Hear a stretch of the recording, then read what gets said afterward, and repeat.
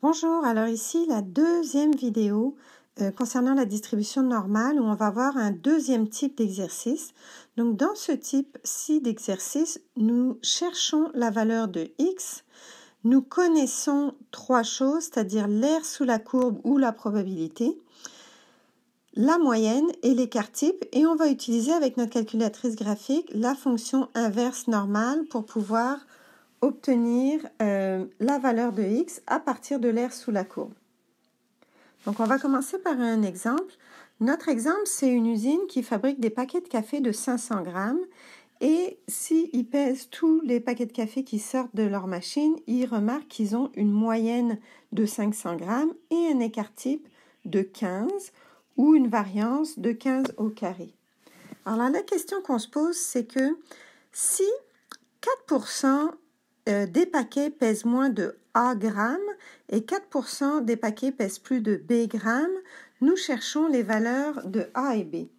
Donc, je vous ai déjà conseillé de toujours vous faire un petit dessin avec votre distribution normale, la fameuse cloche. Donc, on sait ici que 4% des paquets pèsent moins de A grammes. Donc, on sait que l'aire sous la courbe ici à gauche de A va être de 0,04.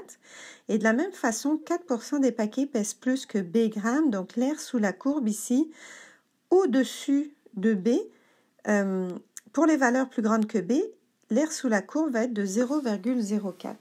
On peut écrire ça aussi d'une façon plus mathématique. Ça veut dire que P de x inférieur ou égal à A est égal à 0,04 et P de x supérieur ou égal à B est égal à 0,4. Alors comment ça se calcule? On cherche avec notre calculatrice la fonction inverse normale et la calculatrice va nous poser trois questions. Donc première chose qu'on doit lui fournir, c'est l'aire sous la courbe. Il ne faut pas oublier que la calculatrice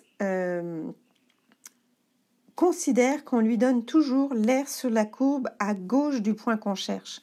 Donc pour A, il n'y a pas de problème parce que l'aire sous la courbe est bien à gauche de A qu'on cherche. Donc pour le moment, c'est direct pour A. L'aire est de 0,04. Ensuite, mu est égal à 500, sigma est égal à 15, qui nous donne, la réponse de la calculatrice nous donne un A environ égal à 474 grammes. Donc on garde trois chiffres significatifs si le contexte est approprié.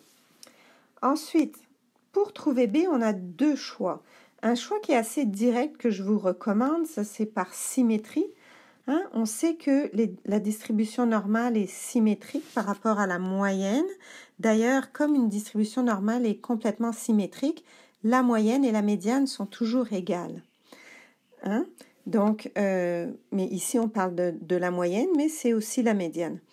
Donc ici, on voit que pour aller de 474 grammes jusqu'à la moyenne qui est 500, il y a un bond de 26. Donc ici aussi, pour aller jusqu'à B, j'ai juste à ajouter 26 à 500, ça me donne 526. Et pourquoi on peut faire ça? C'est parce que il y a une symétrie, les deux aires sous la courbe de chaque côté ont la même valeur, donc c'est 4%. Donc c'est pour ça que je peux faire ça même sans utiliser ma calculatrice. Mais disons qu'on aurait voulu utiliser la calculatrice, qu'est-ce qu'il aurait fallu faire? Il aurait fallu trouver l'aire à gauche ici de B. Donc l'aire à gauche de B ici, donc la partie gauche ici, on sait qu'à droite on a 0,04, donc à gauche on va avoir 1 moins 0,04, n'oubliez pas, l'aire sous la courbe au complet c'est toujours 1. Donc, c'est égal à 0,96. Donc, si avec la calculatrice, on rentre l'aire à gauche ici qui est 96, donc ici 96, toujours les mêmes valeurs, la moyenne est la même, l'écart type est le même, et ça nous donne une valeur de 526. C'est bien la valeur qu'on avait trouvée par symétrie tout à l'heure. Maintenant, on va se poser une autre question.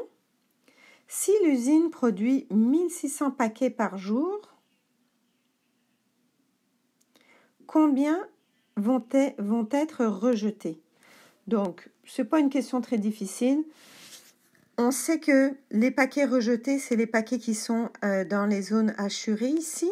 Donc en fait, 4% plus 4%, il y a 8% de paquets rejetés. Donc 8% de 1600, ça nous donne 128 paquets rejetés. Une autre question, on nous demande de trouver l'écart interquartile, c'est-à-dire Q3 moins Q1, de cette distribution. Alors comment on va procéder? Est-ce que vous vous souvenez la définition de Q1 et Q3? Donc par définition, Q1 est placé exactement où 25% des données sont à gauche et 75% des données sont à droite. Donc pour Q1 ici, on a 25% des données à gauche et Q3, on va aussi avoir 25% des données à droite ou 75% à gauche. Donc de la même façon, avec notre calculatrice, on utilise, étant donné qu'on part de l'aire sous la courbe, on utilise la fonction inverse normale. Pour trouver Q1, l'aire sous la courbe à gauche est bien 25%, donc 0,25. Notre moyenne est 500, l'écart type est 15 et notre calculatrice nous donne environ 490 grammes. Pour trouver Q3, c'est encore la même chose. On peut le trouver par symétrie, mais on va essayer de le trouver ici avec la calculatrice. Si je considère qu'à gauche de Q3, il y a 75%, donc sur ma calculatrice, ici, je vais mettre 0,75, toujours la même moyenne, le même écart type, et ce qui me donne 510. Donc, vous voyez qu'il y avait 10 grammes entre Q1 et la moyenne ou la médiane 500, et il y avait un autre 10 grammes entre 500 et Q3. Donc, notre intervalle interquartile est Q3 moins Q1, c'est-à-dire 510 moins 90, c'est-à-dire 20 grammes. Donc, voilà pour le deuxième type de problème. C'est pas trop compliqué. Il faut simplement partir de l'aire sous la courbe et utiliser la fonction inverse normale sans oublier que la calculatrice considère que c'est toujours l'aire sous la courbe à gauche de x qu'il veut avoir pour pouvoir te donner la valeur de x. Et voilà, merci. Donc, on se rejoint pour la 3e vidéo.